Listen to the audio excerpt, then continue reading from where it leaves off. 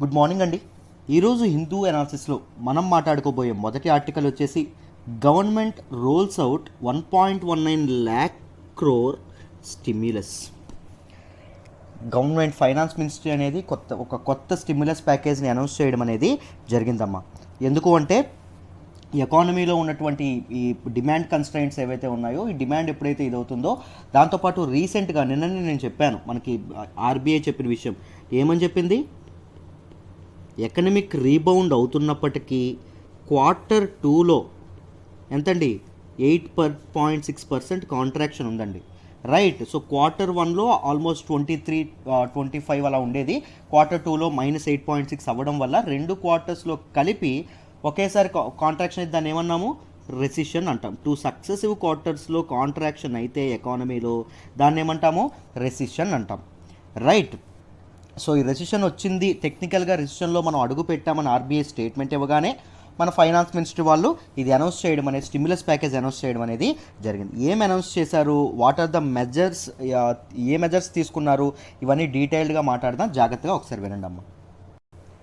చూడండి అమ్మా, ఏమేమి స్టిమ్యులస్ అనౌన్స్ చేశారో ఇక్కడ క్లియర్గా డీటెయిల్డ్గా ఉంది. ఒకసారి చూడండి. మొదట జాబ్స్ ఏవైతే ఉన్నాయో జాబ్స్ని పెంచడానికి, అంటే ఎంప్లాయ్మెంట్ జనరేషన్ అనేది చేయడానికి ఈ న్యూ ఆత్మనిర్భర్ భారత్ రోజ్గార్ యోజన ఏదైతే ఉంటుందో దాన్ని ఇది చేయడం అనేది జరిగింది. దాంతోపాటు ఇక్కడ చూడండి అమ్మా, government to foot 2 years EPF dues for new employees hired between October 1st, 2020 June 30, 2020. దీని మీనింగ్ ఏం లేదమ్మా, ఏవైతే కంపెనీలు కొత్త ఎంప్లాయీస్ని ఇది చేస్తాయో ఎప్పటి నుంచి ఎప్పటి వరకు, October 1st నుంచి 2020 నుంచి June 30, 2021 వరకు ఈ మధ్యలో కొత్త ఎంప్లాయీస్ని ఏవైతే కంపెనీలు ఇది చేస్తాయో ఆ కంపెనీలకి ఏం చేస్తారు, ఆ న్యూ ఎంప్లాయీస్ యొక్క ఈపీఎఫ్ ఏదైతే ఉంటుందో, ఎంప్లాయీ ప్రొవిడెంట్ ఫండ్ ఏదైతే ఉంటుందో, లార్జర్ కంపెనీస్కి అయితే సగం భరిస్తుంది. తక్కువ అంటే 50 ఎంప్లాయీస్ కంటే లోపు ఉన్న కంపెనీస్కి అయితే మొత్తం భరించడం అనేది జరుగుతుంది. మీకు అర్థమైందని అనుకుంటున్నాను. ఇప్పుడు 50 ఎంప్లాయీస్ కంటే తక్కువ ఎంప్లాయీస్ ఉన్నటువంటి కంపెనీ ఎవరినైనా సెలెక్ట్ చేసింది అనుకోండి. రైట్. వీళ్ళు మినిమం ఈ అర్హత సాధించాలంటే రెండింటిని మినిమం చేయాలండి. అట్లీస్ట్ 2 ఎంప్లాయీస్ని, కొత్త ఎంప్లాయీస్ని హైర్ చేసుకోవాలి. ఇప్పుడు గవర్నమెంట్ ఏం చేస్తుంది, కొత్త 2 ఎంప్లాయీస్ యొక్క ఈపీఎఫ్ ప్రొవిడెంట్ ఫండ్ ఏదైతే ఉంటుందో అది గవర్నమెంటే భరించడం అనేది జరుగుతుంది. రైట్. ఇప్పుడు next greater than 50 plus 50 employees ఉన్నటువంటి కంపెనీలు ఉంటాయి కదా, దానికి ఏం జరుగుతుంది, ఎంప్లాయీ ప్రొవిడెంట్ ఫండ్ ఏదైతే ఉంటుందో దానిలో సగం భరిస్తుంది ఎవరు అంటే ప్రభుత్వం. రైట్. దీనివల్ల ఏం జరుగుతుంది, కంపెనీస్ అనేవి కొత్త వాళ్ళని హైర్ చేసుకోవడానికి ముందుకు రావడం అనేది జరుగుతుంది.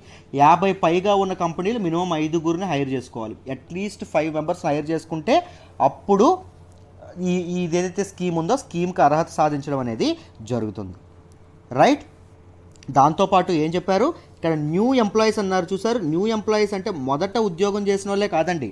రైట్. ఇంకోటి ఏం చెప్పారు, March 1 నుంచి September 30, 2020 వరకు ఉద్యోగాలు COVID-19 కారణంగా ఫైర్ అయిన వాళ్ళు, ఉద్యోగాలు కోల్పోయినటువంటి వ్యక్తులు ఉంటారు చూడండి, వాళ్ళు ఎవరికైనా 15,000 లోపు శాలరీ ఉన్న వాళ్ళు మళ్ళీ జాయిన్ అయ్యారు అనుకోండి, 15,000 శాలరీ లోపు ఉన్న వ్యక్తులు మళ్ళీ ఉన్న వ్యక్తుల్ని ఇంకో కంపెనీ ఏదైనా హైర్ చేసుకుంది అనుకోండి, ఆ కంపెనీ ఈ స్కీమ్ ఏదైతే ఉంటుందో ఈ స్కీమ్కి అర్హత సాధించవచ్చు.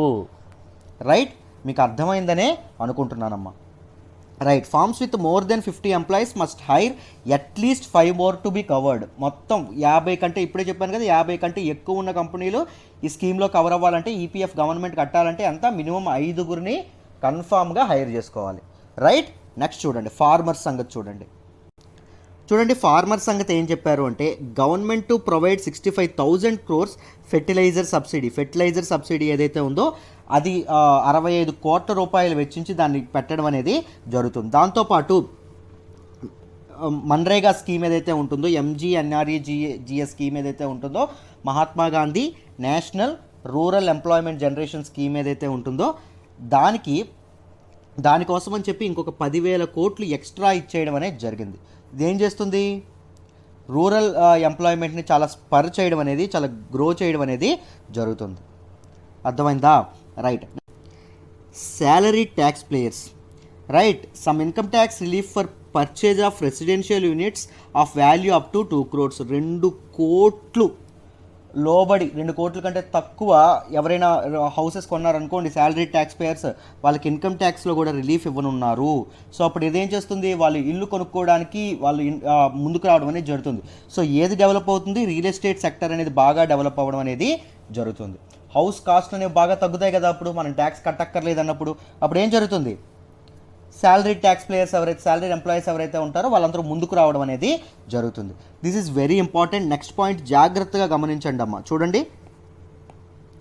Permissible differential under income tax act between circle rate and agreement value to be raised from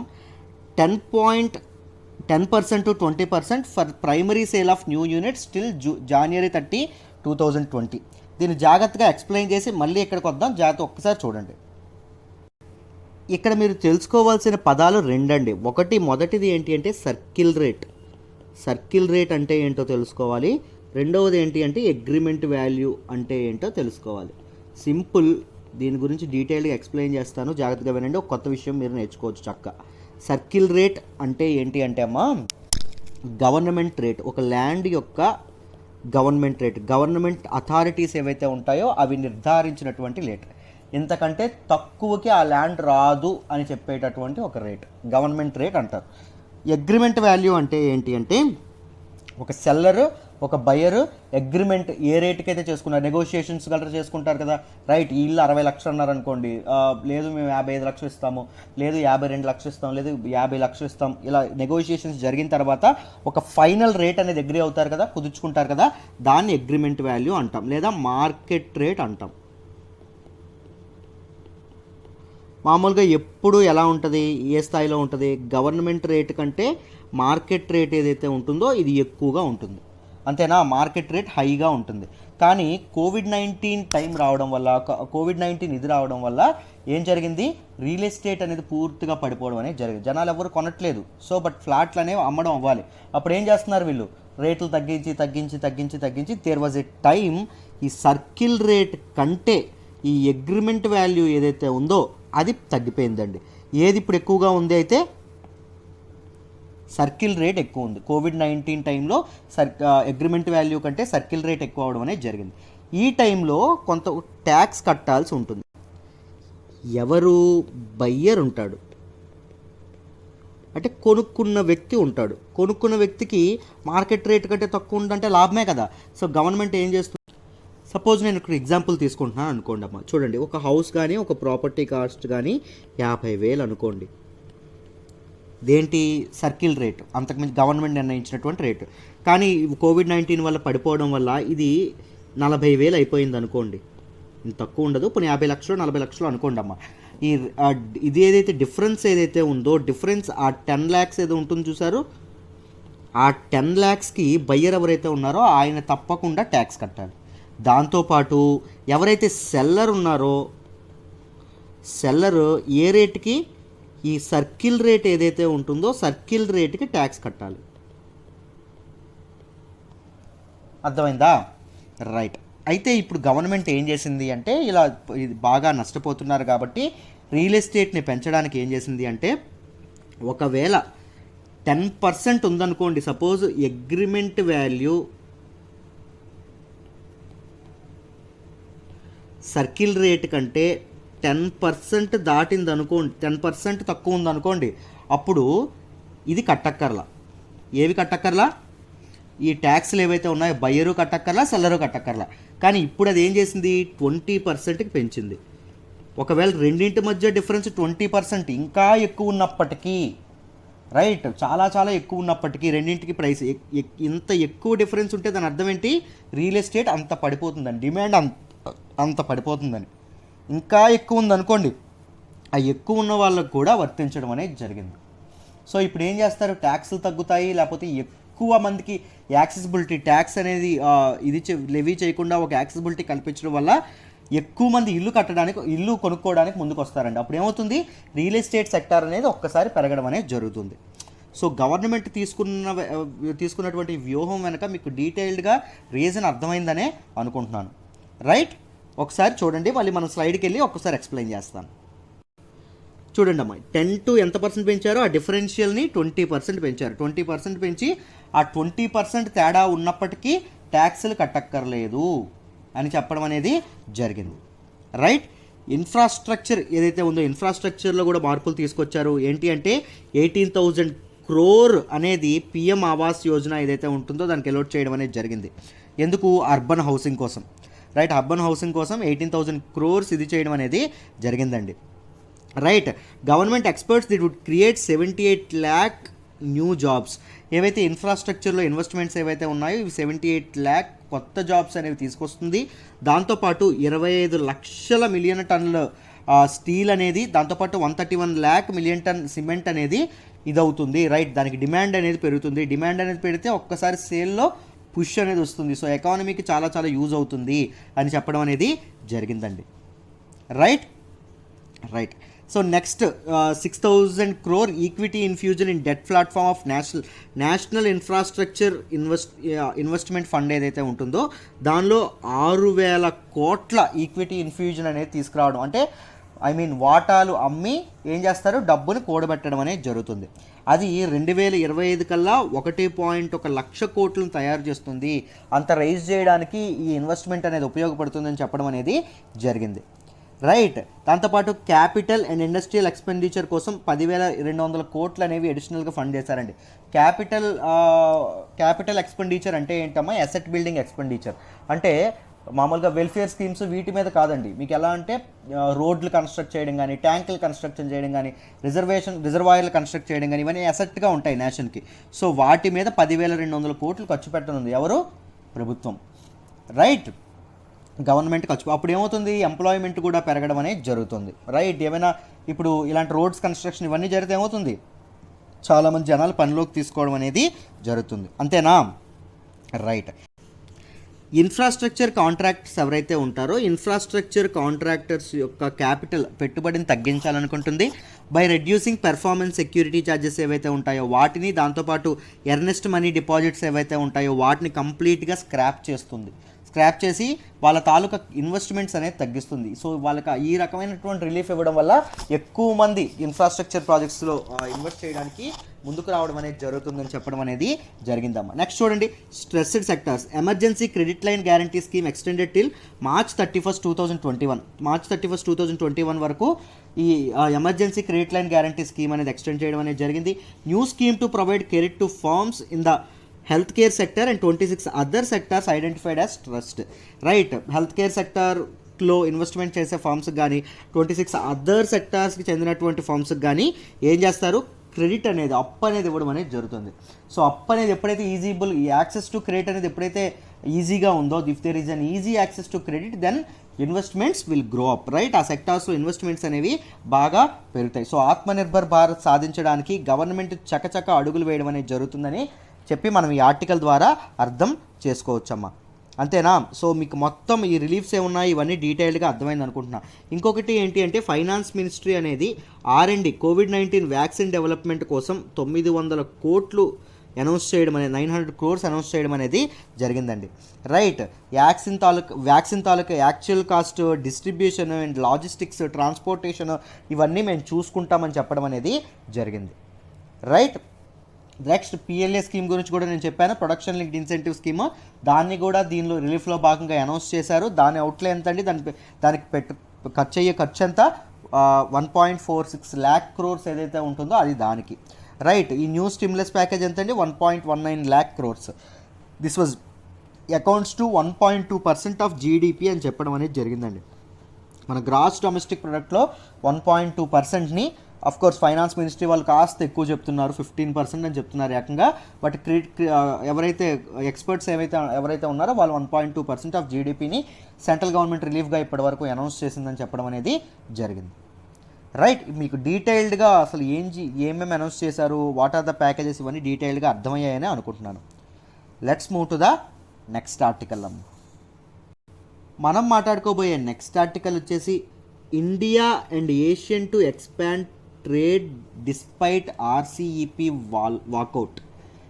ఏంటండి ఈ ఏషియన్ ఏంటి, ఈ RCEP ఏంటి, ఈ వాకౌట్ ఏంటి, ఇవన్నీ మీకు అర్థం కావాలండి. ఓకేనా? ఒకసారి ఈ బేసిక్స్ అన్నీ చెప్పుకున్న తర్వాత చక్కగా న్యూస్లో ఏం చెప్పారో చెప్పుకుందాం. జాగ్రత్తగా వినండమ్మా. రైట్. మనం సిలబస్ పాయింట్ ఆఫ్ వ్యూలో దీన్ని GS పేపర్ 2 ఇంటర్నేషనల్ రిలేషన్స్ చదువుకుంటాం. జాగ్రత్తగా వినండి. Let's understand basics first. ఈ ఆర్టికల్ చదువుకోవడానికి మనకు అర్థం కావడానికి బేసిక్స్ ఏం కావాలో అవి చెప్తాను. మొదట వినండి. మొదట మీరు ఏం తెలుసుకోవాలంటే ఏషియన్ గురించి తెలుసుకోవాలి. ఏషియన్ అంటే ఏంటి అంటే అమ్మ, Association of South East Asian Nations. South East Asian nations ఏవైతే ఉన్నాయో వాటి తాలూకా అసోసియేషన్.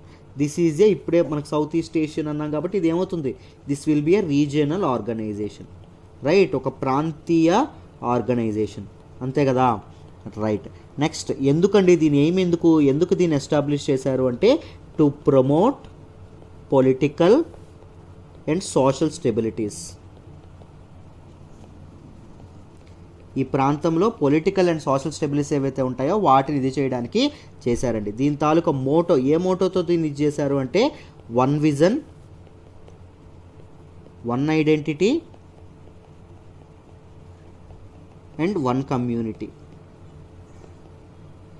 వీళ్ళందరూ కలిసి అన్ని రకాలుగా ముందుకు వెళ్ళడానికి, అన్ని రకాలుగా కోఆపరేట్ చేసుకుంటూ గ్రో అవ్వడానికి దీన్ని ఇది చేయడం అనేది జరిగింది. ఏషియన్ డే అనేది ఏదైతే ఉంటుందో దాన్ని ఎప్పుడు సెలబ్రేట్ చేసుకుంటారు అంటే 8th ఆగస్టున సెలబ్రేట్ చేసుకోవడం అనేది జరిగింది. దీని తాలూకా సెక్రటేరియట్ ఎక్కడుంది సార్ అంటే ఇండోనేషియా, జకార్తా లో ఉండడం అనేది జరిగింది. మొత్తం మెంబర్ నేషన్స్ ఎన్ని ఉన్నాయి సార్, మొత్తం దీనిలో మెంబర్ నేషన్స్ ఎన్ని ఉన్నాయి సార్ అంటే 10 ఉండడం అనేది జరిగింది. ఎన్ని ఉన్నాయండి, 10 ఉండడం అనేది జరిగింది. ఏంటి సార్ ఆ నేషన్స్ చూడండి అబ్బా చెప్తాను. Indonesia, Malaysia, Philippines, Singapore, Thailand, Brunei, Vietnam, Laos, Myanmar, Cambodia. ఈ 10 నేషన్స్ ఏవైతే ఉన్నాయో ఈ 10 నేషన్స్ ఏషియన్లోని మెంబర్స్. దీనికి ఇన్స్టిట్యూషనల్ మెకానిజం ఎలా ఉంటుంది అంటే చైర్మన్ ఆఫ్ ఏషియన్, ఎవరైతే చైర్మన్ కంట్రీ ఏదైతే ఉంటుందో అది ప్రతి సంవత్సరం పాటు రొటేషన్ అవ్వడం అనేది జరుగుతుందండి. According to the alphabetical English నేమ్స్లో ఉన్నటువంటి కంట్రీస్ యొక్క నేమ్స్ ఏవైతే ఉన్నాయో వాటి తాలూకా ఆల్ఫాబెటిక్, అది ఏ ఆల్ఫాబెట్తో స్టార్ట్ అవుతుందో దాన్ని బట్టి రొటేషన్ అవ్వడం అనేది జరుగుతుంది, రైట్. ఏషియన్ సమ్మిట్ ఏదైతే ఉంటుందో ఏషియన్ సమ్మిట్లో దీని తాలూకా పాలసీ మేకింగ్ అనేది చేస్తారు. Asian summit is the supreme policy making body of Asian అండి, రైట్. దీనిలో చాలా మినిస్ట్రియల్ కౌన్సిల్స్ ఉన్నాయి. ఏషియన్ కోఆర్డినేటింగ్ కౌన్సిల్ అని, పొలిటికల్ సెక్యూరిటీ కమ్యూనిటీ కౌన్సిల్ అని, ఎకనామిక్ కమ్యూనిటీ కౌన్సిల్ అని, సోషియో కల్చరల్ కమ్యూనిటీ కౌన్సిల్ అని, ఇలా చాలా ఉండడం అనేది జరిగింది, రైట్. సో మీకు ఏషియన్ ఎందుకు స్టార్ట్ అయింది, పొలిటికల్ కోఆపరేషన్, పొలిటికల్ స్టెబిలిటీ, దాంతోపాటు సోషల్ స్టెబిలిటీ, దాంతోపాటు పీస్, వీటన్నిటి కోసం ఏ రీజియన్లో అమ్మ, సౌత్ ఈస్టర్న్ ఏషియన్ నేషన్స్ ఏవైతే ఉంటాయో ఆ రీజియన్లో ఇది అవ్వడం అనేది జరిగింది. సో ఇందుకే ఇది రీజనల్ ఆర్గనైజేషన్ అని కూడా చెప్పుకున్నాం. సో ఏషియన్ గురించి మీకు డీటెయిల్డ్గా అర్థమైందనే అనుకుంటున్నాను, రైట్. ఇప్పుడు ఒక్కసారి మనకి ఆర్సీఈపీ ఏదైతే ఉందో అదొక దాని గురించి నేర్చుకోవాలి. దాని గురించి ఒకసారి తెలుసుకుందాం, జాగ్రత్తగా వినండి అమ్మా.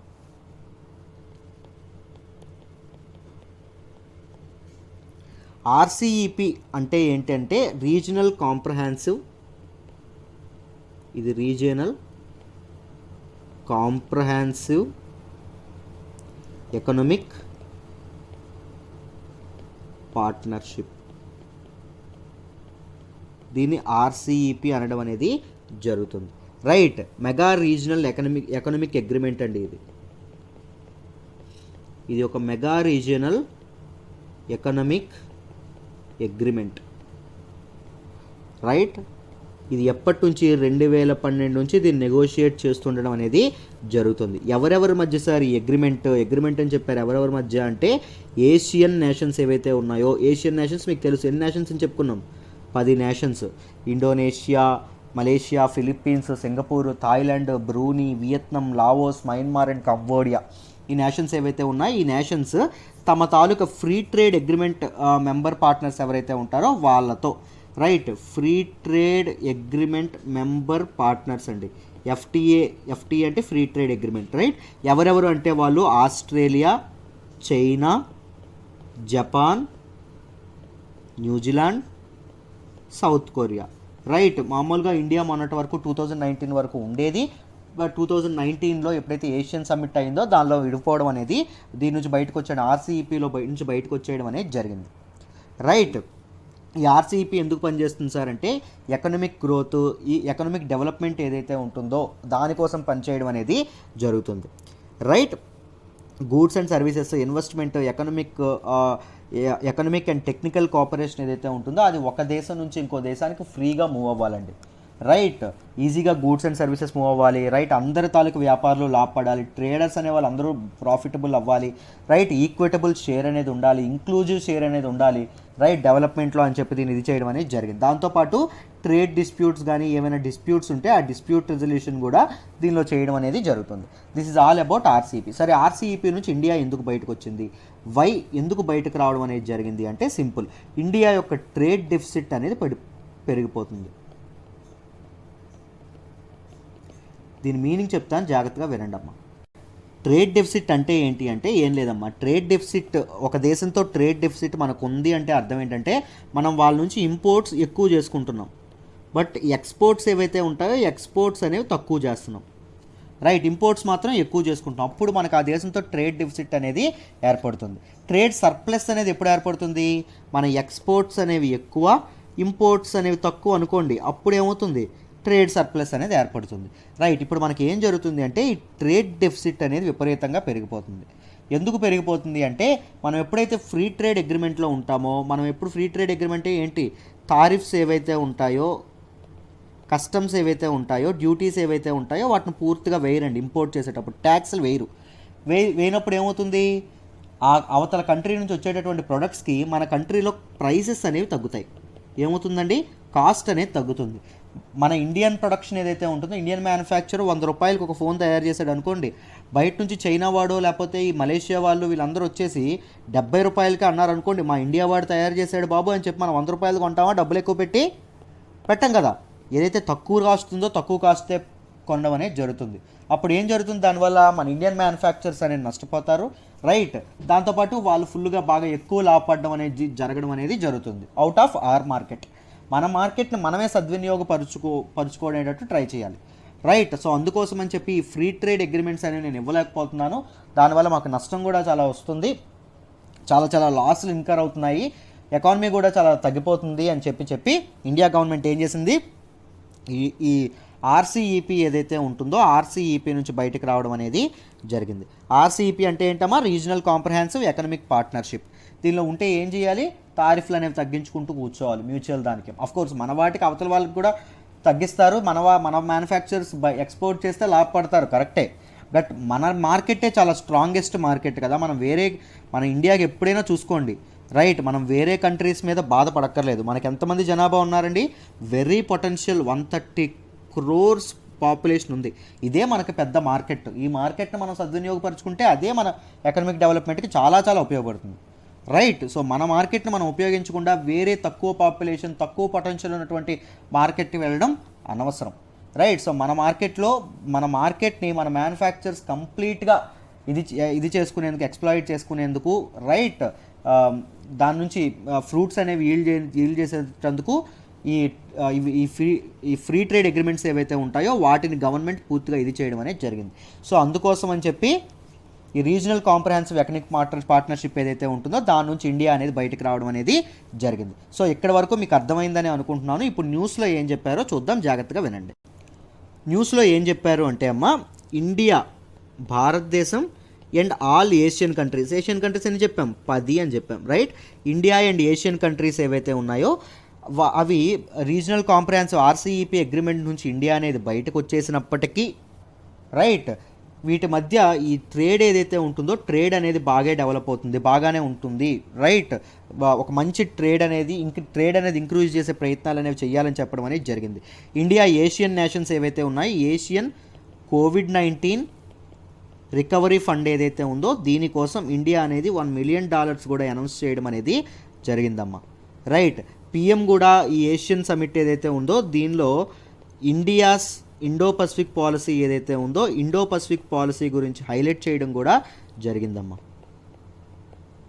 ఎందుకు ఏషియన్ కంట్రీస్కి ఇండియాకి కలిపేది ఏంటండి Indo Pacific region. So Indo Pacific region తాలూకా స్టెబిలిటీ అండ్ పీస్ అనేది ఇండియాకి కూడా చాలా చాలా చాలా అవసరం. రైట్, లీడర్స్ అందరూ ఎవరైతే ఇది చేశారో వాళ్ళందరూ ఈ ఇండో సౌత్ చైనా సీ ప్రాంతం ఏదైతే ఉందో, ఈ ప్రాంతంలో చైనా అగ్రెషన్ అనేది బాగా పెరుగుతుందండి. ఈ సౌత్ చైనా సీ ప్రాంతంలో peace, stability, safety and security వీటన్నింటినీ బాగా పెంచే ప్రయత్నం అనేది చేద్దామని చెప్పి ఈ నిర్ణయం తీసుకోవడం అనేది జరిగింది. ఈ వచ్చే నవంబర్ 15న ఈ ఆర్సీఈపీ ఏషియన్ కంట్రీస్కి, దాంతోపాటు China, Australia, South Korea, Japan ఇవన్నీ ఏవైతే ఉన్నాయో, న్యూజిలాండ్ ఏవైతే ఉన్నాయో వీటి మధ్య ఫ్రీ ట్రేడ్ అగ్రిమెంట్ అనేది సైన్ చేయబోతున్నారండి అండర్ ఆర్సీఈపీ. రైట్, సో మీకు మొత్తం అంటే ఇప్పుడే చెప్పాను కదా, ఆర్సీఈపీలో ఉన్న వాళ్ళు ఏం చేయాలి, ఈ ఏషియన్ కంట్రీస్ అండ్ ఈ ఫ్రీ ట్రేడ్ పార్ట్నర్స్ ఎవరైతే ఉంటారో వాళ్ళతో సిగ్నేచర్ అనేది చేసుకోవాలి, వాళ్ళు ఫ్రీ ట్రేడ్ అగ్రిమెంట్స్ అనేవి చేసుకోవాలి, అంతే కదా. సో అవి చేసుకోవడానికి ముందుకు రావడం అనేది జరిగింది. రైట్, నవంబర్ 15న చేసుకుంటున్నారు. అందుకు న్యూస్లోకి వచ్చింది. దీని ప్రకారంగా మన భారతదేశం తన స్టేట్మెంట్ని ఇవ్వడం అనేది జరిగింది. ఏమని చెప్పింది, ఆర్సీఈపీ నుంచి మేము బయటకు వచ్చేసిన ఏషియన్ కంట్రీస్తో మా ట్రేడ్ అనేది ఇంప్రూవ్ చేసే ప్రయత్నం అయితే మేము చేస్తాము అని చెప్పడం అనేది జరిగిందమ్మా. రైట్, మీకు డీటెయిల్డ్గా మొత్తం ఈ ఆర్టికల్ అర్థమైందని అనుకుంటున్నాను. బేసిక్స్ నుంచి డీటెయిల్డ్గా ఫ్యాక్ట్స్తో సహా ఎక్స్ప్లెయిన్ చేశానని అనుకుంటున్నాను. Right, so let's move to the next article అమ్మ. మనం మాట్లాడుకోబోయే నెక్స్ట్ ఆర్టికల్ వచ్చేసి 26/11 master minds not in pox list. ఏంటి సార్ 26/11? అది ఆ పేరు తలుచుకుంటేనే ఒళ్ళు గగుట్ పుడుస్తూ ఉంటుందండి. రైట్, అంత అమానవీయమైనటువంటి ఘటన, ఇన్హ్యూమన్ ఈవెంట్ అనేది మన ఇండియన్ హిస్టరీలో ఆల్మోస్ట్ ఏవీ లేదనుకుంటే, ఎంతోమంది ప్రాణాలను బలి తీసుకున్నటువంటి ఒక దారుణమైనటువంటి ఈవెంట్ అది. రైట్, దీని గురించి ఆర్టికల్ అనేది రావడం అనేది జరిగింది. ఒక్కసారి వినండి అమ్మా, క్లియర్గా ఏం జరిగింది, పాక్ లిస్ట్ ఏంటి, వీటన్ని ఎక్స్ప్లెయిన్ చేస్తాను. రైట్, దీన్ని మనం దేనిలో చదువుకుంటాము, జిఎస్ పేపర్ 2 ఇంటర్నేషనల్ రిలేషన్స్లో చదువుకుంటాం. Right, very good. మొదట 26/11 అటాక్, దీని గురించి మీ అందరికీ తెలుసండి. రైట్, కరెక్ట్గా 12 ఏళ్ళు అవుతుంది. రైట్, చాలా దారుణమైనటువంటి ఘటన. రైట్, 26/11 ముంబై టెర్రర్ అటాక్ ఏదైతే ఉంటుందో, which is one of the mere event of previous instance of terror violence. దారుణమైనటువంటి టెర్రర్ వైలెన్స్లో ఇది ఒక example. Right, this is very rarest of the rare cases where ఈ టెర్రర్ అటాక్లో పాకిస్తాన్ స్టేట్ రిసోర్సెస్ ఏవైతే ఉన్నాయో అవి ఎంప్లాయ్ అవ్వడం అనేది జరిగిందండి. ఈ terror attack major India city అయినటువంటి మన తాలూకా బాంబే ఏదైతే ఉందో, ముంబై ఏదైతే ఉందో, ముంబై మీద అటాక్ చేయడానికి అందరూ కలిపి పూనుకోవడం అనేది జరిగింది. రైట్, బట్ మన ఇండియా దీనిలో కూడా ఇది చాలా చాలా రిమార్కబుల్ అండి. ఎందుకంటే for the first time right, ఎవరెవరు rapid action force personnel, marine commandos, దాంతోపాటు national security guard and Mumbai police అందరూ కలిపి ఎవరైతే ఈ దుర్మార్గులు ఎవరైతే ఉన్నారో వాళ్ళందరినీ తరిమి కొట్టడం అనేది జరిగింది. రైట్, బట్ మనం చాలామంది ప్రాణాలని కోల్పోవడం అనేది జరిగింది ఈ అటాక్ ద్వారా. రైట్, సో దాని గురించి డీటెయిల్డ్గా అనాలిసిస్ అనేది రాశారు. జస్ట్ బ్యాక్గ్రౌండ్ చెప్పడానికి చెప్పానమ్మా, ఒక్కసారి చూడండి ఏమొచ్చిందో న్యూస్లో. ఎప్పుడైతే ఈ అటాక్ జరిగిందో, ఎప్పుడైతే ఇండియా అనేది ఈ అటాక్ మీద పాకిస్తాన్ని అక్యూజ్ చేసిందో, పాకిస్తానే దీనికి కారణమైంది. అంతేకాదు పాకిస్తాన్ ఫోర్సెస్ ఏవైతే ఉన్నాయో, స్టేట్ రిసోర్సెస్ ఏవైతే ఉన్నాయో వాటిని కూడా ఇది ఏదైతే ఉందో, ఈ అటాక్ ఏదైతే ఉంటుందో దీని మీద దీన్ని ప్లాన్ చేయడంలో వాడడం అనేది జరిగింది అని చెప్పిన తర్వాత పాకిస్తాన్ మీద ఇంటర్నేషనల్ ప్రెషర్ అనేది బాగా పెరిగిందండి. రైట్, వీళ్ళు ఎవరైతే ఉన్నారో కన్ఫామ్గా ఎంక్వైరీ అనేది చేయాలి, కన్ఫామ్గా ఎవరైతే నిందితులు వాళ్ళు పట్టుకోవాలి, ఇంతమంది చనిపోయారు, ఇది దారుణమైనటువంటి టెర్రర్ అటాక్ అని చెప్పి ఇంటర్నేషనల్ కమ్యూనిటీ పాకిస్తాన్ని మీద ఒత్తిడి తీసుకురావడం అనేది జరిగింది. సో ఎప్పుడైతే ఇంటర్నేషనల్ ప్రెజర్ అనేది స్టార్ట్ అయిందో అప్పుడు ఫిబ్రవరి 12, 2009 పాకిస్తాన్ అనేది ఈ టెర్రర్ అటాక్ గల కారణం ఏంటో తెలుసుకోవడానికి ఇన్వెస్టిగేషన్ అనేది స్టార్ట్ చేసింది. రైట్, ఎవరు FIA, పాకిస్తాన్ యొక్క ఫెడరల్ ఇన్వెస్టిగేషన్ ఏజెన్సీ ఏదైతే ఉంటుందో అది అప్పుడు ఇన్వెస్టిగేషన్ అనేది స్టార్ట్ చేయడం అనేది జరిగింది. ఇప్పటికే ఇన్వెస్టిగేషన్ అనేది ఫినిష్ అవ్వలేదు.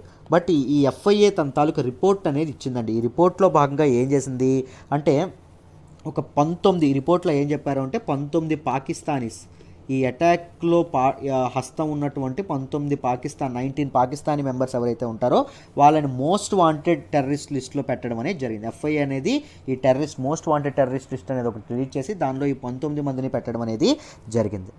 Right, most of these 19 members పాకిస్తాన్కి చెందినటువంటి టెర్రరిస్ట్ గ్రూప్ అయినటువంటి ఎల్ఈటీ ఏదైతే ఉంటుందో, లష్కర్ ఈ తైబా ఏదైతే ఉంటుందో దానికి సంబంధించినటువంటిదండి. యునైటెడ్ నేషన్స్ కూడా దీన్ని డిజిగ్నేటెడ్ టెర్రర్ ఎంట్రీగా చెప్పడం అని, UN also designated this as an terror ఆర్గనైజేషన్గా యునైటెడ్ నేషన్స్ ఐక్యరాజ్య సమితి కూడా నిర్ధారించడం అనేది జరిగింది. ఆ గుర్తింపు ఇవ్వడం అనేది జరగడం అనేది జరిగింది. రైట్, ఈ 19 మెంబర్స్లో ఎవరున్నారు అంటే 26/11 అటాక్స్కి బోట్స్ ఉంటాయి చూసారు, అది వాళ్ళు అక్కడి నుంచి ఇక్కడికి రావడానికి బోట్లు ఏవైతే ఉన్నాయో బోట్లు సప్లై చేసినటువంటి వాళ్ళు, ఆ క్రూ మెంబర్స్ బోట్లో ఎవరెవరు ఉన్నారో వీళ్ళందరినీ దాని లిస్టులో చేర్చడం అనేది జరిగింది.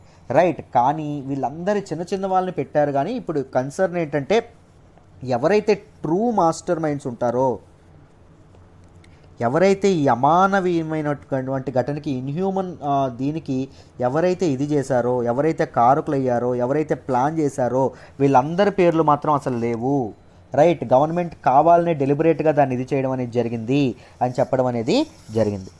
రైట్, ఈ ట్రయల్ అనేది కన్క్లూడ్ అవ్వాల్సి ఉందండి. రైట్, బట్ ట్రయల్ ఇంకా పూర్తి అవ్వలేదు, విచారణ ఇంకా పూర్తి అవ్వలేదు, ఇంకా కన్క్లూడ్ అవ్వాల్సి ఉంది. ఈ 19 మెంబర్స్ ఎవరైతే ఉన్నారో దీనిలో అంజాద్ ఖాన్ అని చెప్పి ఒక ఆయన కూడా ఉండడం అనేది జరిగింది. ఎవరండి ఈ అంజాద్ ఖాన్ అంటే he is a crew member of ex LeT. Right, Lashkar e Taiba ఏదైతే ఉందో టెర్రరిస్ట్ ఆర్గనైజేషన్ ఏదైతే ఉందో దానిలో వెరీ ఇంపార్టెంట్ మెంబర్ అండి. ఆ ఇంపార్టెంట్ మెంబర్ని మాత్రం యాడ్ చేయడం అనేది జరిగింది. ఎవరు? పాకిస్తాన్ యొక్క FIA, federal investigation agency. Right, Pakistan అనేది కాస్త ఇదనేది చేయడం అనేది జరుగుతుంది. ఎందుకు అంటే తనకి ముఖ్యంగా FATF లిస్ట్ ఏదైతే ఉంటుందో, ఫైనాన్షియల్ యాక్షన్ టాస్క్ ఫోర్స్కి 2 లిస్టులు ఉంటాయండి. ఒకటి గ్రే లిస్ట్, రెండవది బ్లాక్ లిస్ట్. గ్రే లిస్ట్లో ఉంటే ఏమవుతుంది, బ్లాక్ లిస్ట్లోకి వెళ్తావయ్యా అని చెప్పి ఒక వార్నింగ్. బ్లాక్ లిస్ట్లోకి వెళ్తే ఏమవుతుంది, వాళ్ళకి ఇంటర్నేషనల్ కమ్యూనిటీస్ నుంచి ఆర్థిక సహకారాలు, ట్రేడ్ ఇవన్నీ ఆగిపోవడం అనేది జరుగుతుంది. So financial action task force ఏదైతే ఉందో అది పాకిస్తాన్ని గ్రే లిస్ట్లో పెట్టడం అనేది జరిగింది. ఎప్పుడు పెట్టింది అంటే 2018లో పెట్టడం అనేది జరిగింది. రైట్, ఇప్పటికీ గ్రే లిస్ట్లోనే పాకిస్తాన్ కొనసాగుతూ ఉండడం అనేది జరిగింది. దీనికి ఒక 27 పాయింట్ యాక్షన్ ప్లాన్ అనేది ఇవ్వడం జరిగింది. ఈ 27 పాయింట్స్లో మొన్నటికి వరకు 21 మాత్రమే వాళ్ళు పూర్తి చేయడం అనేది జరిగింది. రైట్, ఇప్పుడు గ్రే లిస్ట్ నుంచి బయటకు వచ్చేయడానికి పాకిస్తాన్ చాలా ప్రయత్నాలు చేస్తుంది. దానిలో బాగానే ఈ టెర్రరిస్ట్ లిస్టింగ్ ఏదైతే ఉంటుందో ఇదంతా చేస్తుంది. కానీ ఈ టెర్రరిస్ట్ లిస్టింగ్లో అసలైన మాస్టర్ మైండ్స్ని యాడ్ చేయకపోవడంతో ఇండియా ఏమంటుందంటే Pakistan should show some sincerity. ఒక సిన్సియారిటీ అనేది పాకిస్తాన్కి ఉండాలి.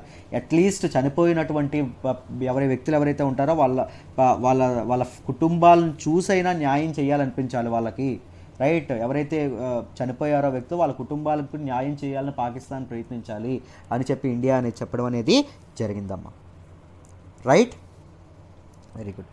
సో ఈ ఆర్టికల్ మీకు డీటెయిల్డ్గా అర్థమైందని అనుకుంటున్నాను, ఏం జరిగింది ఏంటి అని. Let's move to the next article అమ్మ. మనం మాట్లాడుకోబోయే నెక్స్ట్ ఆర్టికల్ వచ్చేసి vaccine cavalry coming but must remain cautious. ఎవరు చెప్పారు అంటే యుఎస్కి చెందినటువంటి సైంటిస్ట్ ఫాసీ చెప్పడం అనేది జరిగింది. యుఎస్ గవర్నమెంట్ సైంటిస్ట్ ఈ యాంథోనీ ఫాసీ ఈ విషయం చెప్పడం అనేది జరిగింది.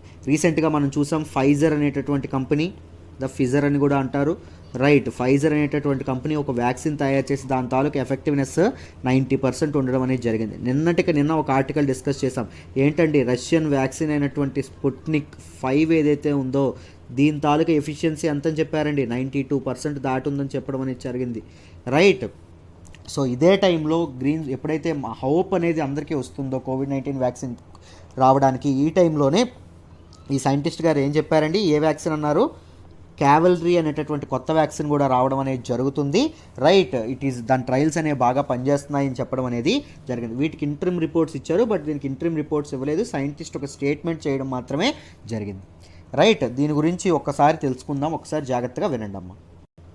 ముందు మనందరికీ ఫస్ట్ వ్యాక్సిన్ అంటే ఏంటండి, it is a biological substance that improves immunity. వ్యాధి నిరోధక శక్తిని ఇంప్రూవ్ చేసేటటువంటిది ఏముంటుంది, వ్యాక్సిన్. ఎలా ఉంటుందండి, ఇది ఒక ఆల్మోస్ట్ కిల్డ్ కానీ లేకపోతే బాగా వీకెండ్ కానీ చాలా నలిగిపోయినటువంటి వైరస్ ఏదైతే ఉంటుందో దాన్ని బాడీలోకి ఇంట్రడ్యూస్ చేస్తారు.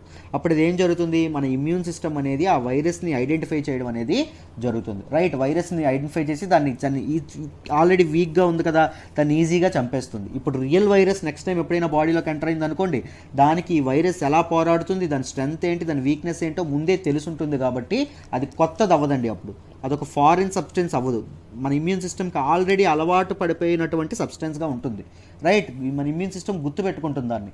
సో అప్పుడు ఏం చేస్తాయి, ఈజీగా వైరస్ మీద అటాక్ చేయడం అనేది జరుగుతుంది. ఎవరు, మన ఇమ్యూన్ సిస్టమ్. సో వ్యాక్సిన్ అనేది ఈ పని చేస్తుంది. రైట్, ఇప్పుడు కోవిడ్-19 కోసం కూడా మనం వ్యాక్సిన్స్ తయారు చేయాలని ప్రయత్నిస్తున్నాం.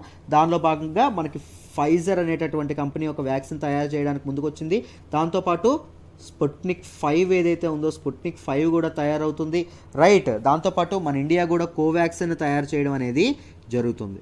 రైట్, సో అన్నీ త్వరగా ఇదవ్వడం అనేది జరుగుతుంది. దాంతోపాటు ఇప్పుడేంటి కొత్తగా వచ్చింది, క్యావెలరీ అనేటటువంటిది యుఎస్ బేస్డ్ సైంటిస్ట్ ఇది వస్తుందని చెప్పడం అనేది జరిగింది. రైట్, కానీ వస్తున్నప్పటికీ ఇంకా మీరు వేచి ఉండాల్సిన టైం ఉంది. రైట్, మీరు అందరూ చాలా జాగ్రత్తగా ఉండండి అని ఆయన చెప్పడం అనేది జరిగింది. WHO కూడా ఫ్యూచర్ పాండమిక్స్ ఏవైతే ఉంటాయో, ఫ్యూచర్లో మహమ్మారులు అనేవి ఇంత నష్టం చేయకుండా, అవి పూర్తిగా రాకుండా వరల్డ్ హెల్త్ ఆర్గనైజేషన్ చాలా వర్క్ చేయాల్సి ఉందని చెప్పడం అనేది జరిగింది. ఏంటండి ఈ క్యావెలరీని మరి ఎవరు ఇది చేశారు, డెవలప్ చేశారు? మోడర్నా అనేటటువంటి కంపెనీ, దాంతోపాటు US national institute of health, ఈ రెండు కలిపి దీన్ని తయారు చేయడం అనేది జరిగింది. రైట్, ఈ ఫైజర్ దానిలో ఏం వాడతారు, మొన్నటికి మనం చెప్పుకున్నాం టెక్నాలజీ, mRNA టెక్నాలజీ వాడడం అనేది జరుగుతుంది. రైట్, మరి స్పుట్నిక్ 5 ఏదైతే ఉందో స్పుట్నిక్ 5లో వాడేటటువంటి వైరస్ ఏంటండి, అడెనో వైరస్ వాడడం అనేది జరుగుతుంది. రైట్, ఆ తరహా ఇది టెక్నాలజీ వాడడం అనేది జరుగుతుంది. సో మీకు వీటన్నిటి గురించి ముందు డీటెయిల్డ్గా ఎక్స్ప్లెయిన్ చేశాను పాత క్లాసుల్లో. ఇప్పుడు కూడా మీకు ఈ కొత్త వ్యాక్సిన్ కూడా ఎవరు తయారు చేశారు, ఈయన ఏం చెప్పారు అని చెప్పి మీకు డీటెయిల్గా అర్థమైందనే అనుకుంటున్నాను. Let's move to the next article అమ్మ. మనం మాట్లాడుకోబోయే నెక్స్ట్ ఆర్టికల్ వచ్చేసి UK accuses China of treaty breach. ఏంటి ఆ ట్రీటీ అంటే ఒప్పందం అండి, అగ్రిమెంట్. చైనా అనేది ఒక ఒప్పందాన్ని ఇది చేసింది, ఏం చేసింది, బ్రీచ్ చేసింది. అంటే అగ్రిమెంట్లో చేసుకున్నటువంటిది తప్పింది అని చెప్పడం అనేది జరిగింది. ఎవరు దాన్ని అలా అక్యూజ్ చేసినటువంటి వాళ్ళు, యునైటెడ్ కింగ్డమ్, యూకే. వీళ్ళిద్దరికి మధ్యలో జరిగినటువంటి ఒప్పందం ఏంటి, చైనా దేన్ని బ్రీచ్ చేయడం అనేది జరిగింది అని చెప్పి డీటెయిల్డ్గా మాట్లాడదాం. జాగ్రత్తగా ఏ విషయంలో మాట్లాడుతున్నారు ఇవన్నీ మాట్లాడదాం, జాగ్రత్తగా వినండి అమ్మ. బ్యాక్గ్రౌండ్ చెప్తాను చూడండి అమ్మ. ఒక రిజల్యూషన్ అనేది పాస్ చేయడం అనేది జరిగింది. ఎవరు పాస్ చేశారు సార్ అంటే, చైనాస్ హయ్యెస్ట్ లెజిస్లేటివ్ బాడీ అయినటువంటి national peoples Congress standing Committee ఏదైతే ఉంటుందో, National peoples Congress standing Committee ఏదైతే ఉంటుందో చైనాలో హయ్యెస్ట్ లెజిస్లేటివ్ బాడీ అండి, చట్ట నిర్ణయాలు అనేది ఇదే తీసుకుంటుంది. సో ఇదేం చేసింది, ఒక రిజల్యూషన్ పాస్ చేయడం అనేది జరిగింది. ఏంటి ఆ రిజల్యూషన్ అంటే, హాంకాంగ్ గవర్నమెంట్ ఏదైతే ఉందో, Hong Kong government right directly Hong Kong లెజిస్లేచర్లో ఉన్నటువంటి లా మేకర్స్ ఎవరైతే ఉంటారో వీళ్ళందరినీ డైరెక్ట్గా డిస్మిస్ చేయొచ్చు. ఎవరండి, Hong Kong government, without having to approach the courts అనేది న్యాయస్థానాలను అప్రోచ్ చేయకుండా లా మేకర్స్ని కంప్లీట్గా తీసేయచ్చు. ఎవరు, హాంకాంగ్లో ఉన్నటువంటి గవర్నమెంట్. ఇది చెప్పడం అనేది జరిగింది. ఈ రిజల్యూషన్ ప్రకారంగా ఏం జరుగుతుందంటే, సింపుల్గా చెప్తాను చూడండి. సింపుల్గా ఇప్పుడు మన కంట్రీయే తీసుకోండి, నరేంద్ర మోడీ గవర్నమెంట్ అనేది ఉంది. రైట్, దాంతోపాటు ఎవరు, కాంగ్రెస్ గవర్నమెంట్ అనేది ఉంది. ఇప్పుడు మన కంట్రీకి ఎగ్జాంపుల్ చెప్తున్నానండి. కాంగ్రెస్కి కూడా కోర్స్ ప్రభుత్వంలో ఉన్నది ఎవరు, మనకి నరేంద్ర మోడీ గవర్నమెంట్ అవ్వచ్చు, కానీ కాంగ్రెస్ గవర్నమెంట్ అపోజిషన్లో ఉంది కదా. బట్ ఒకవేళ కోర్టు అనుమతులు కానీ ఎవరు అనుమతులు లేకుండా నరేంద్ర మోడీ గవర్నమెంట్ కాంగ్రెస్ గవర్నమెంట్లో ఉన్నటువంటి ఎవరైనా ఎంపీలు ఉంటారు కదా, మామూలుగా అపోజిషన్లో ఉన్నటువంటి ఎంపీలని వాళ్ళని తీసేయచ్చు. రైట్, వీళ్ళు కూడా ప్రజల చేత ఎన్నుకోబడ్డారు.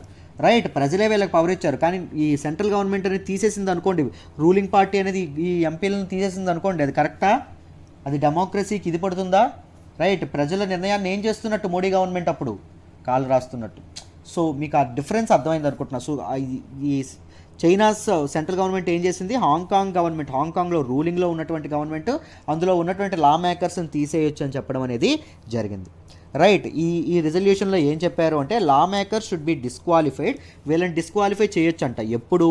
ఓన్లీ హాంకాంగ్ యొక్క ఇండిపెండెన్స్, చైనా నుంచి సెసీడ్ అయిపోతాం, మేము స్వతంత్రులం అయిపోతాం, రైట్, మేము దీనిగా ఉంటాం, మేము మా మా మా హాంకాంగ్తో మేము హాయిగా ఉంటాం అని ఎవరైతే ఇది గొడవ పెడతారో ఆ లా మేకర్స్ని డిస్క్వాలిఫై చేయొచ్చు.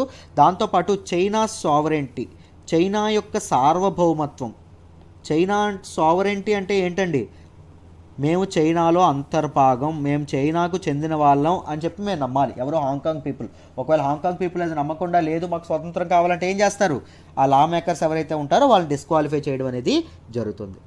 దాంతోపాటు if they encourage foreign forces, బయట దేశాల తాలూకా దళాలు ఏవైనా ఉన్నాయనుకోండి, వాళ్ళని ఎంకరేజ్ చేసి దేనిలోని సిటీ అఫైర్స్లో పాలు పంచుకోమని, రైట్, ఈ చైనాస్ అగ్రెషన్ని అరికట్టమని చెప్పి హాంకాంగ్ వాళ్ళు ఎవరితో అయినా కలవాలని ప్రయత్నించారనుకోండి, అప్పుడు కూడా ఆ లా మేకర్స్ని డిస్క్వాలిఫై చేయొచ్చు అని చెప్పి ఒక resolution central government, China's highest legislative body అయినటువంటి national peoples Congress standing committee చెప్పడం అనేది జరిగింది. సో ఇది ఎప్పుడైతే చెప్పిందో ఏం చేశారో చెప్తాను చూడండి. హాంకాంగ్లో ఉన్నటువంటి గవర్నమెంట్ ఏం చేసిందంటే అపోజిషన్లో ఉన్నటువంటి నలుగురు లా మేకర్స్ ఎవరైతే ఉంటారో వీళ్ళని డిస్క్వాలిఫై చేయడం అనేది జరిగింది. తర్వాత ఈ నలుగురు లా మేకర్స్ ఎప్పుడైతే డిస్క్వాలిఫై అయ్యారో మిగిలిన అపోజిషన్ పార్టీలో ఉన్నటువంటి మిగిలిన 15 మంది లా మేకర్స్ కూడా ఏం చేశారు, రిజిగ్నేషన్స్ చేయడం అనేది జరిగింది. రైట్. ఇప్పుడు అపోజిషన్లో రూలింగ్ పార్టీ తాలూకు లెజిస్లేచర్స్ లా మేకర్స్ కాకుండా ఇప్పుడు అపోజిషన్లో 2 మాత్రమే సీటింగ్లో ఉన్నారనుకోండి, మిగిలిన అందరూ 4 డిస్క్వాలిఫై చేయడం అనేది జరిగింది, 15 మంది రిజైన్ చేయడం అనేది జరిగింది. రైట్. అయితే చూడండి అమ్మ, ఇప్పుడు ఇదంతా జరిగింది కదా, మీకు ఇప్పుడు వరకు ఎవరిని ఇది చేశారంట, ప్రో డెమోక్రసీ. చైనా అనేది కమ్యూనిజం ఫాలో అవుతుంది, మీ అందరికీ తెలుసు. ఈ నలుగురు ఎవరు, డెమోక్రసీ, ప్రో డెమోక్రటిక్ లా మేకర్స్ ఎవరైతే ఉంటారో వాళ్ళని ఇది చేయడం అనేది జరిగింది. ఏం చేశారండి, వాళ్ళని సస్పెండ్ చేయడం అనేది జరిగింది. రైట్. సో దీనికోసం అని చెప్పి యూకే ఫారెన్ సెక్రటరీ ఏమన్నారు అంటే సైనో బ్రిటిష్ జాయింట్ డిక్లరేషన్కి ఇది పూర్తిగా విరుద్ధము, this is a clear breach, మీకు కళ్ళతో క్లియర్గా కనిపిస్తుంది అని ఎవరండి చెప్పారు, యూకే ఫారెన్ సెక్రటరీ చెప్పడం అనేది జరిగింది. అదేంటండి యూకే ఏంటి, ఇక్కడ చైనాకి హాంకాంగ్కి మధ్య కదా గొడవ జరుగుతుంది, మధ్యలో యూకే ఎందుకు వచ్చింది, రైట్. ఇవన్నీ తెలుసుకోవాలంటే మీరు హిస్టరీ తెలుసుకోవాలి. ఒక్కసారి జాగ్రత్తగా వినండి అమ్మా, ఎక్స్ప్లెయిన్ చేస్తాను. మీరు ముందు నేను చెప్పిందంతా జాగ్రత్తగా క్లియర్ అండర్స్టాండింగ్ రావాలంటే మీకు చైనాకి హాంకాంగ్కి ఉన్నటువంటి రిలేషన్షిప్ అర్థం కావాలండి, రెండింటి మధ్య సంబంధం ఏంటో మీకు అర్థం కావాలి. రైట్. సింపుల్గా చూడండి అమ్మ, హాంకాంగ్ని ఏమని పిలుస్తారు అంటే special administrative region of China అని పిలవడం అనేది జరుగుతుంది. ఏమని పిలుస్తారండి, special administrative region of China అని పిలుస్తారండి. అంటే దాని అర్థం ఏంటి అంటే it is a part of China, it's a part of China. China భూభాగంలోని ఇది ఒక అంతర్భాగమే, చైనా టెరిటరీలోని ఇది ఒక అంతర్భాగమే, కానీ it operates with its own set of rules. తన తాలూకు సొంత రూల్స్ అండ్ రెస్ట్రిక్షన్స్తో ఇది ఆపరేట్ చేయడం అనేది జరుగుతుంది. Own set of rules and governance, పరిపాలనతో తన పరిపాలన తందేనండి. రైట్. తన గవర్నమెంట్, తన ప్రభుత్వం తనదే, తన తాలూకా జ్యుడిషియల్ సిస్టమ్, న్యాయ వ్యవస్థ తందే, తన తాలూకా కరెన్సీ తందే, ఇతర దేశాల్లో ట్రేడ్ రిలేషన్స్ చేసుకోవాలంటే తన ఇష్టం తందే. రైట్. తన ఫ్లాగ్ కూడా తందే. రైట్. ఇలా చెయ్యొచ్చు అని చెప్పేటటువంటి ఇది ఇచ్చింది ఎవరు, దేనిలో పేర్కొన్నారు అంటే బేసిక్ లాలో పేర్కొన్నారు. బేసిక్ లా ఏం చెప్పింది, Hong Kong is a part of China but it should have its own rules and governance అని చెప్పడం అనేది జరిగింది. ఈ బేసిక్ లా అంటే ఏంటి అంటే దిస్ ఈజ్ హాంకాంగ్స్ కాన్స్టిట్యూషన్ అండి, హాంకాంగ్ యొక్క రాజ్యాంగం. ఇలా ఏదైతే చైనా భూభాగంలోనే ఉండడం కానీ గవర్నమెంట్ 2 గవర్నమెంట్లు, చైనాకు ఒక గవర్నమెంట్, మెయిన్లాండ్కి ఒక గవర్నమెంట్, హాంకాంగ్కి ఒక గవర్నమెంట్ ఉంది చూసారు. దీన్ని ఏమంటారు అంటే ఈ సిస్టమ్ని 1 కంట్రీ 2 సిస్టమ్స్ అనడం అనేది జరుగుతుంది.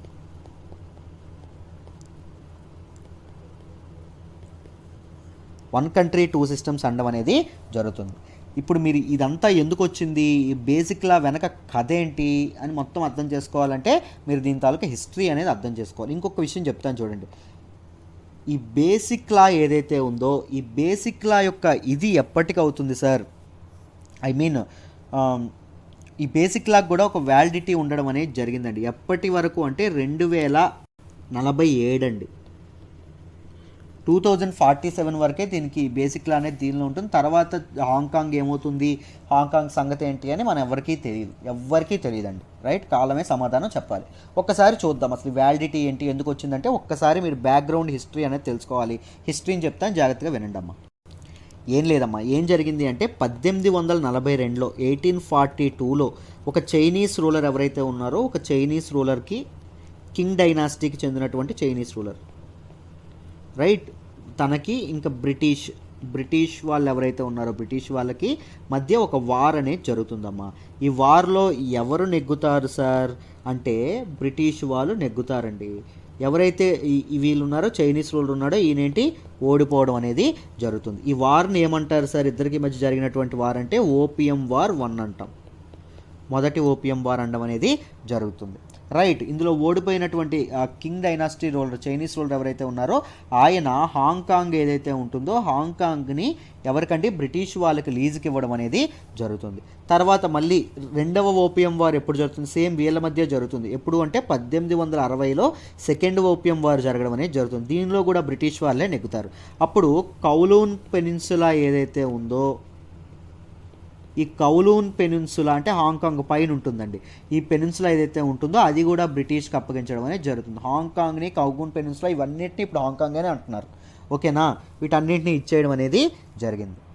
తర్వాత ఈ 2 ప్లేసెస్ ఏవైతే ఉన్నాయో ఈ 2 ప్లేసెస్ని 1898లో మొత్తం అంతా కలిపి హాంకాంగ్ పేరుతో ఎవరికండి ఇచ్చేశారు, బ్రిటిష్ వాళ్ళకి లీజుకి ఇవ్వడం అనేది జరిగింది. ఎన్నాళ్ళు లీజుకి ఇచ్చారు సార్, ఎప్పుడు ఎన్నాళ్ళు ఇచ్చారు, 99 ఏళ్ళు లీజ్కి ఇవ్వడం అనేది జరిగింది. 99 ఇయర్స్ మీరు లీజ్కి ఉంచుకోండి, అక్కడ అడ్మినిస్ట్రేషన్ చేసుకోండి అని చెప్పడం అనేది జరిగింది. అంటే ఎప్పుడు సార్ 1898 నుంచి ఎప్పటి వరకు, 1997 వరకు, 99 ఏళ్ళు అంటే రైట్, అప్పటి వరకు వ్యాలిడిటీ ఉంటుందని అర్థం.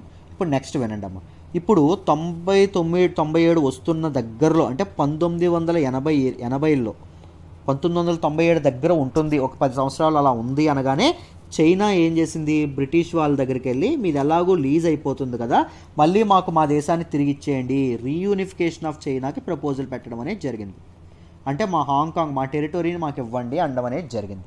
రైట్, అప్పుడు 1997లో ఎప్పుడైతే ఈ లీజ్ అనేది అయిపోతుందో అప్పుడు హాంకాంగ్ని ఎవరికి అప్పగిస్తారు, చైనాకి అప్పగించడం అనేది జరుగుతుంది. ఎవరండి అప్పగిస్తారు, బ్రిటిష్ వాళ్ళు అప్పగిస్తారు. రైట్, చైనాకి అప్పగిస్తూ వీళ్ళు చేసుకున్నటువంటి అగ్రిమెంట్ ఏంటంటే cyano British joint declaration.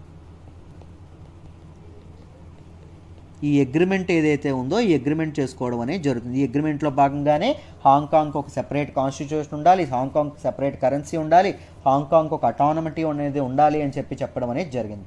Only defence and national security మాత్రమే ఎవరు చూసుకోవాలి, చైనా చూసుకోవాలని చెప్పి సైన్ చేసి వెళ్ళిపోయిందండి. ఎవరు వెళ్ళిపోయారు, బ్రిటిష్ వాళ్ళు వెళ్ళిపోవడం అనేది జరిగింది. దీనిలో భాగంగా ఏం చెప్పారు, హాంకాంగ్స్ పొలిటికల్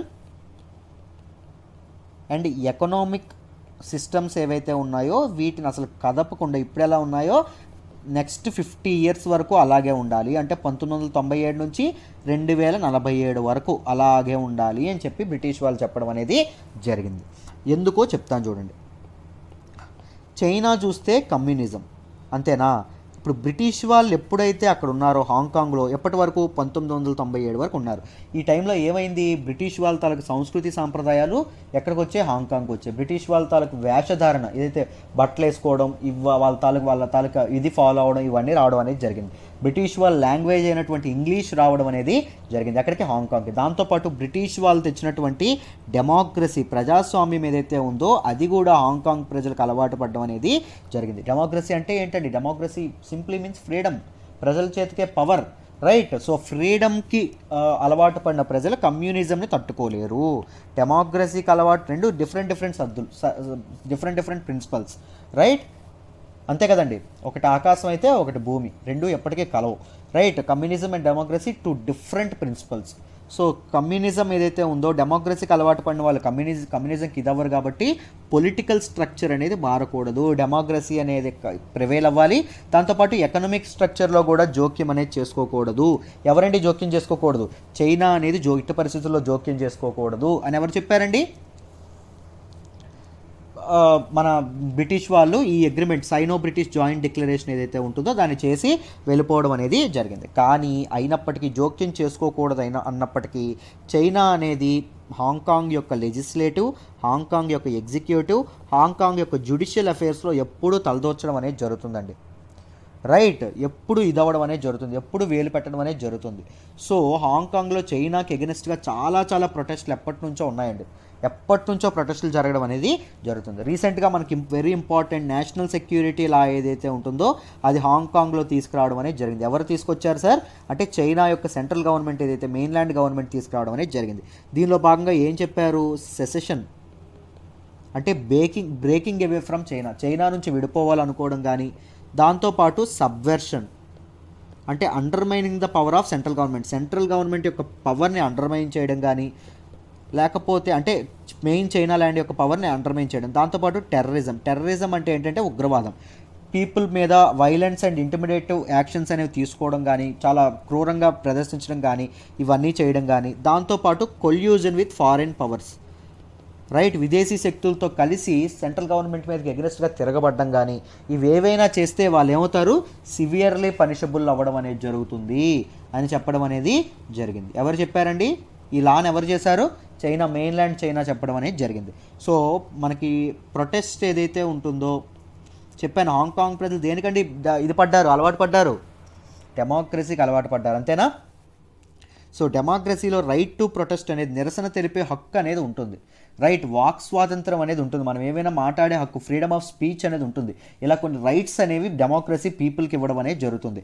సో బట్ ఆ డెమోక్రసీని ఏం చేశారు? వీళ్ళు లాక్కోవడం అనేది తీసుకున్నారు. అంటే వీళ్ళు ఎవరైతే హాంకాంగ్ పీపుల్ యొక్క వాట్సాప్లు, ఫేస్బుక్లోకి తొంగి చూడడం, రైట్, వాళ్ళకి కొన్ని రెస్ట్రిక్షన్స్ ఇవ్వడం, రైట్, వాళ్ళకి రోడ్ల మీద అంటే రిలీజియస్ అసెంబ్లీస్ ఏవైతే ఉంటాయో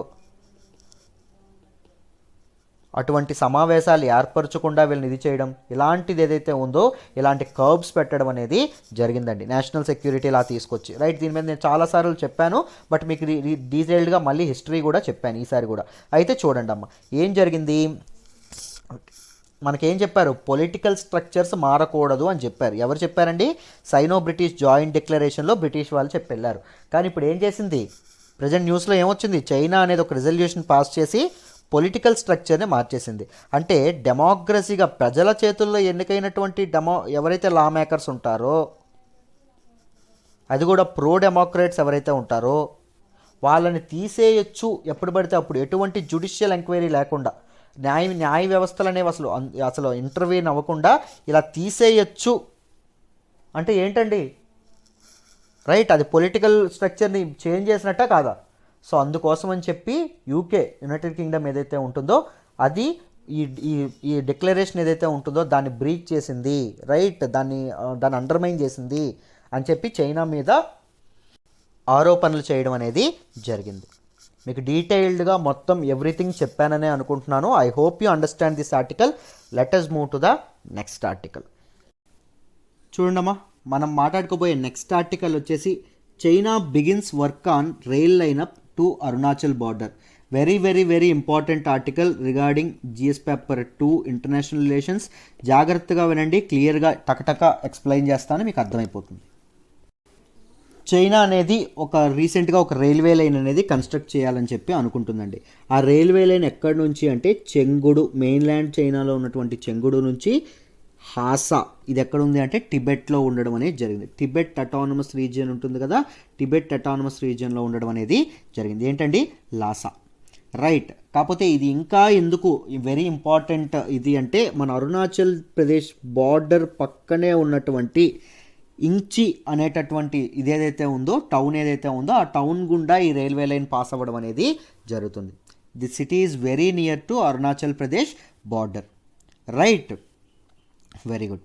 అయితే మీరు డిఫరెంట్ దీన్ని ఇది చేస్తున్నారు, దీని తాలూకా సిగ్నిఫికెన్స్ ఏంటో చూద్దాం. ఈ బార్డర్ యొక్క సిగ్నిఫికెన్స్, ఈ రైల్వే లైన్ యొక్క సిగ్నిఫికెన్స్ చూద్దాం, జాగ్రత్తగా చూడండి. ఈ రైల్వే లైన్ అనేది ఎకానమీని ఒక్కటే స్పర్ చేయడం ఒక్కటే కాదండి, స్ట్రాటజికల్గా కూడా వెరీ ఇంపార్టెంట్. ఎందుకంటే because of it's proximity to Indian border ఏదైతే ఉంటుందో దానికి చాలా దగ్గరగా ఉండడం అనేది జరిగింది. సో ఏం చేసుకోవచ్చు, మిలిటరీ వాళ్ళు ఎవరైతే ఉన్నారో, మిలిటరీ లాజిస్టిక్స్ ఏవైతే ఉన్నాయో, లేకపోతే ట్రాన్స్పోర్ట్ కానీ ఏవైతే ఉన్నాయో అవి చాలా చాలా ఈజీ అవ్వడం అనేది జరుగుతుంది. ఎవరికి? చైనాకి. ముఖ్యంగా ఇండియాకి చైనాకి స్టాండ్ ఆఫ్ నడుస్తున్న టైంలో చైనా అనేది ఇంత త్వరగా ఇది చేయడం అనేది, త్వరగా ఈ బార్డర్ ఇన్ఫ్రాస్ట్రక్చర్ అనేది బిల్డ్ చేసుకోవడం అనేది జరగడం అనేది జరుగుతుంది. Right, this is China's second major rail link to టిబెట్లో మొదటిది కాకుండా రెండవదండి ఇది. రైట్, మొదటిది ఆల్రెడీ ఇది అయింది, ఇది రెండవది. ఇది ఎక్కడి నుంచి దేన్ని లింక్ చేయడం అనేది జరుగుతుంది?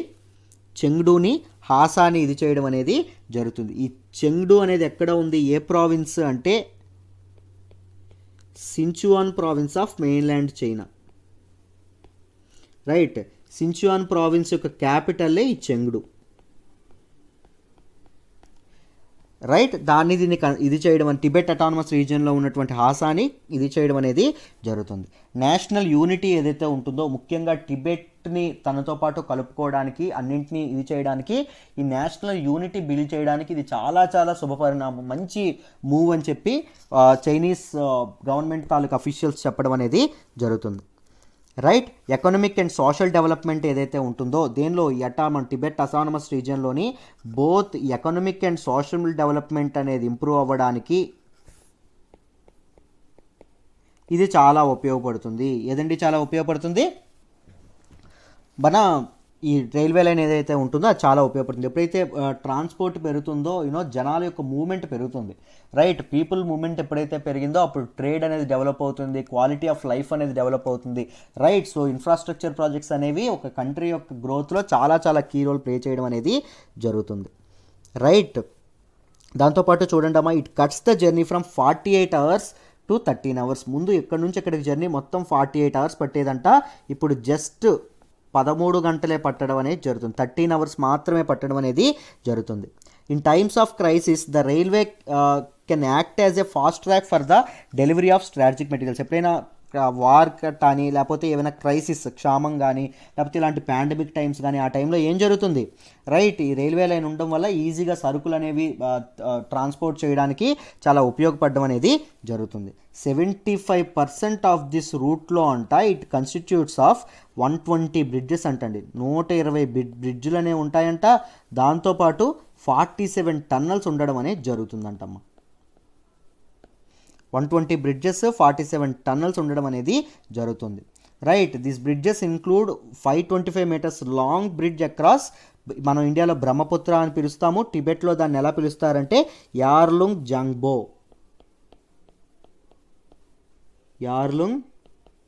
జాంగ్బో బ్రహ్మపుత్ర రివర్. దీని మీద కూడా ఒక పెద్ద బ్రిడ్జ్ అనేది కట్టడం అనేది జరుగుతుంది.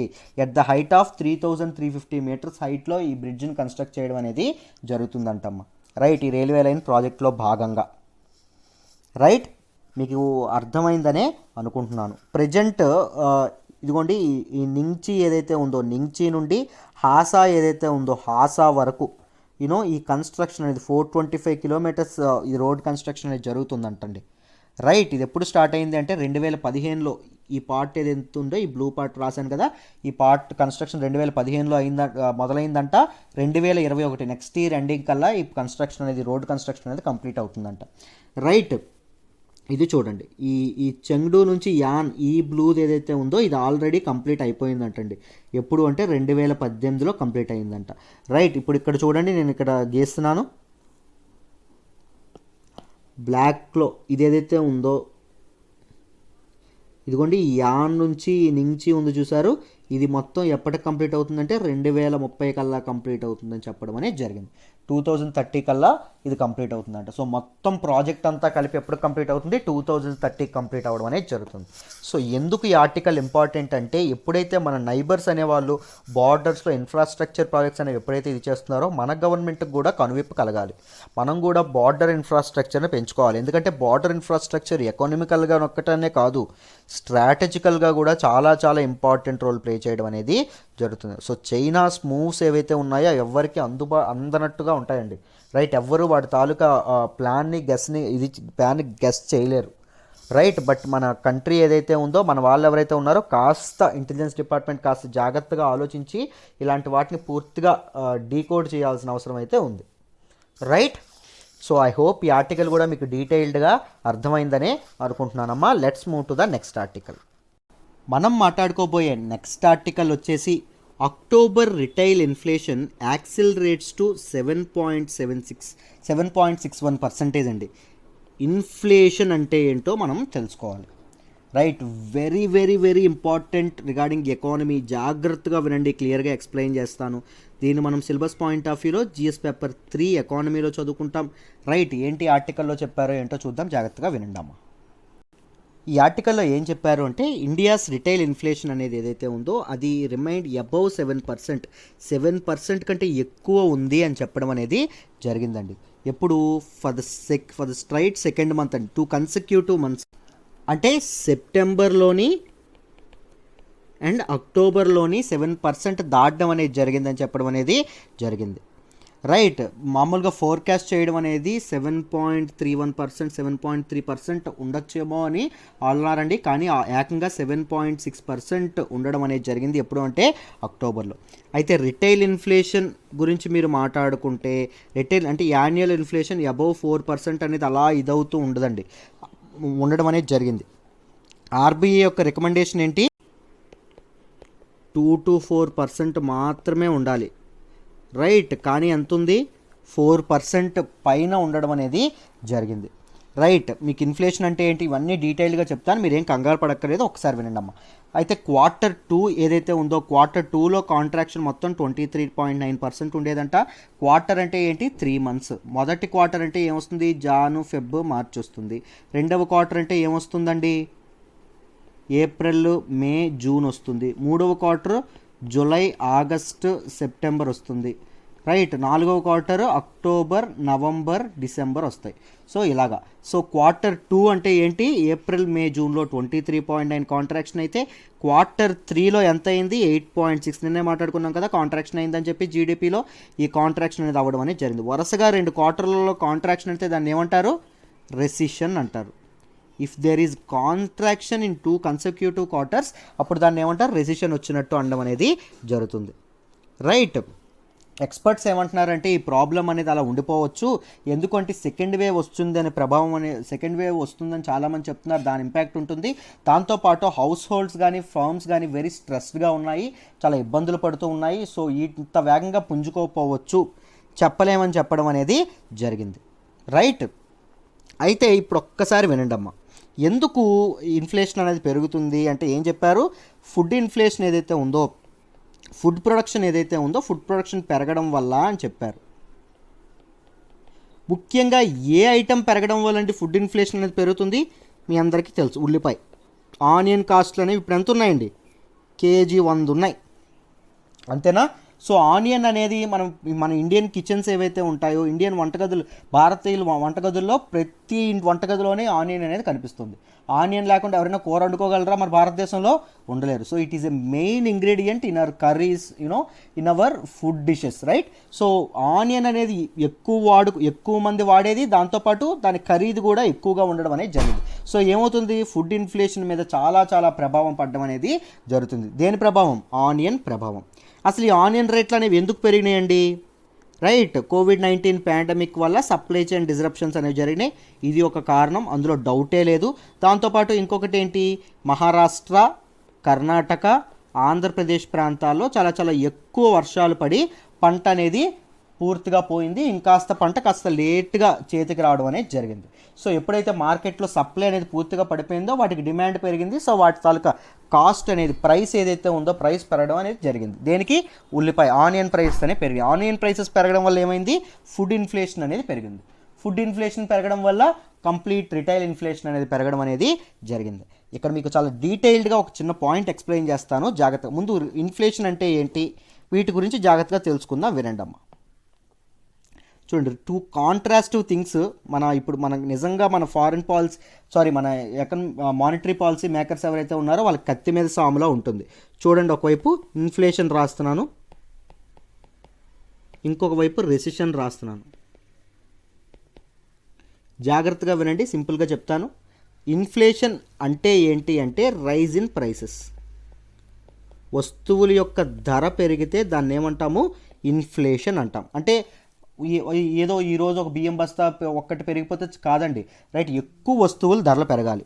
మనం కామన్ లైఫ్లో డైలీ యూజ్లో వాడేటటువంటి ఫుడ్, క్లోతింగ్, హౌసింగ్, రీక్రియేషన్, వీటి తాలూకు వస్తువులు ధరలు అనేవి అకస్మాత్తుగా పెరిగితే దాన్ని ఇన్ఫ్లేషన్ అనడం అనేది జరుగుతుంది, రైట్. ఇన్ఫ్లేషన్ అనేది ఎందుకు చేస్తారు?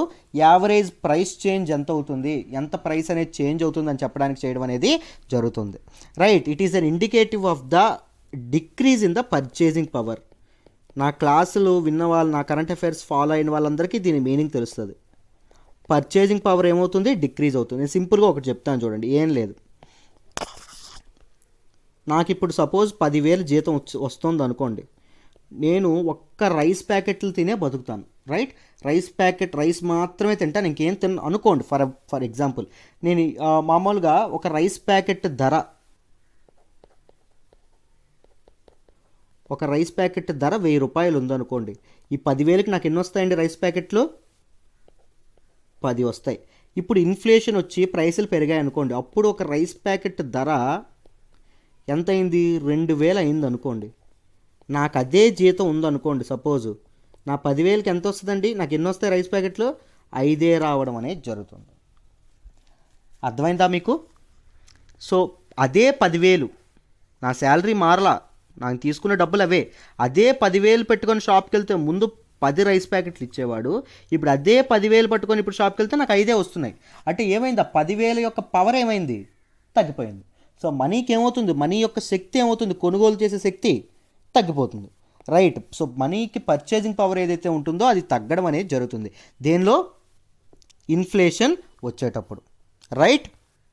Very good. కానీ సొసైటీలో మన తాలూకా ఎకానమీలో మోడరేట్ లెవెల్ ఆఫ్ ఇన్ఫ్లేషన్ అనేది ఉండాలి, ఎందుకంటే దట్ ఇండికేట్స్ గ్రోత్. అర్థమైందా? ఎప్పుడైతే ధరలు కొద్దిగా పెరుగుతున్నాయో దాని అర్థం ఏంటంటే గ్రోత్ అవుతుంది అని అర్థం, జనాలు బాగానే ఖర్చు పెడుతున్నారు అని అర్థం, రైట్. ఇండియాలో ఎవరండి ఇన్ఫ్లేషన్ మెజర్ చేస్తారు అంటే ministry of statistics and programme implementation వాళ్ళు ఇది చేస్తారు. ఏ విధంగా చేస్తారు అంటే wholesale price index WPI and consumer price index CPIగా చేస్తారు. అంటే హోల్సేలర్ దగ్గర ప్రైసెస్ ఎంత ఉందో లెక్కేసి దానిలో చేంజ్ అబ్జర్వ్ చేశారు అనుకోండి, ఎంత చేంజ్ అవుతుంది ప్రైస్ అని, దాన్ని హోల్సేల్ ప్రైస్ ఇండెక్స్ అంటారు. కన్జ్యూమర్ ప్రైస్ ఇండెక్స్ అంటే జనాల దగ్గర, సామాన్యులు కొనుగోలు చేసే ప్రైస్ ఏదైతే ఉంటుందో దానిలో చేంజ్ ఇచ్చేసి సో ఎంత ఇన్ఫ్లేషన్ ఉందని చెక్ చేయడం అనేది జరుగుతుంది, రైట్. ఇప్పుడు చెప్తాను చూడండి, ఇన్ఫ్లేషన్ అవుతుంది, ధరలు పెరుగుతున్నాయంటే అర్థం ఏంటో తెలుసా? జనాల చేతిలో ఏమున్నట్టు? మనీ అనేది ఎక్కువగా ఉన్నట్టు. జనాల చేతిలో ఏమున్నట్టండి? మనీ చాలా ఎక్కువ ఉన్నట్టు. మనీ ఎక్కువ ఉంటే ఖర్చు పెడతారు. డిమాండ్ ఎక్కువ ఉందనుకోండి, ప్రైసులు పెరిగిపోతూ ఉంటాయి. సో ఏం చేస్తుంది మామూలుగా ఇన్ఫ్లేషన్ తగ్గించడానికి గవర్నమెంట్? సింపుల్, మానిటరీ పాలసీని స్ట్రిక్ట్ చేస్తుంది. ఇంట్రెస్ట్ రేట్లు అనేవి ఏం చేస్తుంది? పెంచేస్తుంది. ఇంట్రెస్ట్ రేట్లు పెంచింది అనుకోండి, ఏం జరుగుతుంది? ఎకానమీలో డబ్బులు అనేవి తగ్గిపోతాయి. మీకు అర్థమైందా? ఇంట్రెస్ట్ రేట్లు పెంచిందే అనుకోండి సపోజ్ ఇన్ కేసు, అప్పుడు ఏం జరుగుతుందండి? ఎవరైనా లోన్లు తీసుకుంటారా? సో ఎకానమీలో మనీ ఫ్లో అనేది కంప్లీట్గా పడిపోతుంది. పడిపోవడం వల్ల ఏం జరుగుతుంది? వస్తువుల ధరలు అనేవి డబ్బుల చేతిలో ఉండవు కాబట్టి డిమాండ్ తగ్గుతుంది, కాబట్టి ఇన్ఫ్లేషన్ అదుపులోకి వస్తుంది. సో మానిటరీ పాలసీని ఉపయోగించి మనకు RBI ఏం చేస్తుంది? ఇన్ఫ్లేషన్ కంట్రోల్ చేయడం, ధరలను తాలూకు ఇది చూడడం అనేది జరుగుతుంది. సో మీకు ఇక్కడ అర్థమైందని అనుకుంటున్నాను. ఇప్పుడు రెసిషన్ అంటే ఏంటి? Contraction in 2 successive quarters. చెప్పాను కదా ఇప్పుడే, క్వార్టర్స్. కాంట్రాక్షన్ ఇన్ 2 సక్సెసివ్ క్వార్టర్స్ని ఏమంటాము? రెసిషన్ అంటాం. సింపుల్గా ఇది ఏంటి అంటే slow down in an economy, right. ఈ సిచ్యువేషన్లో గవర్నమెంట్ ఏం చేస్తుంది?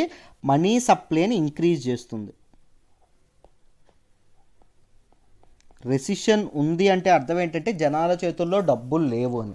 ఇన్ఫ్లేషన్ ఉంది అంటే అర్థం ఏంటి? జనాల చేతుల్లో డబ్బులు ఎక్కువ ఉన్నాయని, రైట్. ఇప్పుడు గవర్నమెంట్కి రెసిషను నడుస్తుంది, ఇన్ఫ్లేషను నడుస్తుంది, రైట్. అంటే జనాల చేతుల్లో డబ్బులు ఉన్నాయా లేకపోతే జనాల చేతిలో డబ్బులు లేవా, గవర్నమెంట్కి తెలియట్లా. సో మనీ సప్లై అనేది ఎకానమీలో పెంచాలో తెలీదు, ఎకానమీలో మనీ సప్లై తగ్గించాలో తెలియదు.